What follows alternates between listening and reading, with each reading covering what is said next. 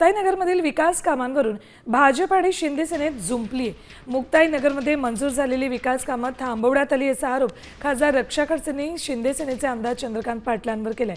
विकासाची कामं थांबवल्यामुळे निवडणुकीच्या मैदानात उतरलो आहे असंही त्यांनी म्हटलंय। रक्षा खडसेंनी केलेल्या टीकेला चंद्रकांत पाटलांनी सडेतोड उत्तर दिले। नेहमी मुक्ताईनगर विधानसभेने मागच्या 3 टर्मपासून खासदार म्हणून सगळ्या जनतेने मला आशीर्वाद दिलेला आहे आणि मलाही ती नेहमी खतखत राहायची मनामध्ये की एवढं सगळं लोकांचा सपोर्ट असून मी शहरासाठी मला काही करता येत नाही आहे। बरेचसे माझे मंजूर केलेले कामं इथे थांबवण्यात आले, त्यांना स्टे देण्यात आला आणि नंतर परत जनतेमध्ये सांगण्यात आलं की खासदारांनी इथे काही केलं नाही।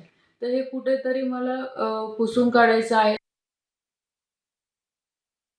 आता परिस्थिती अशी आहे की इथे खऱ्या अर्थाने आमच्याच पक्षाचे 100% उमेदवार आले असते, पण यांनी दोघं एकत्र केलं आणि विशिष्ट पद्धती टार्गेट करण्याची आणि खालच्या पातळीवर जाऊन प्रचार करण्याची जी सवय आहे ही तुम्ही आपण बघितलेली आहे। रात्रीतून राष्ट्रवादीचे सगळे उमेदवार क्यूट झाले म्हटल्यावर दोघं एकत्र झाल्यावर मला नाईलाजाने माझी मुलगी उतरावं लागली आणि हा विषय करण्याच्या मागचा उद्देशच तसा होता।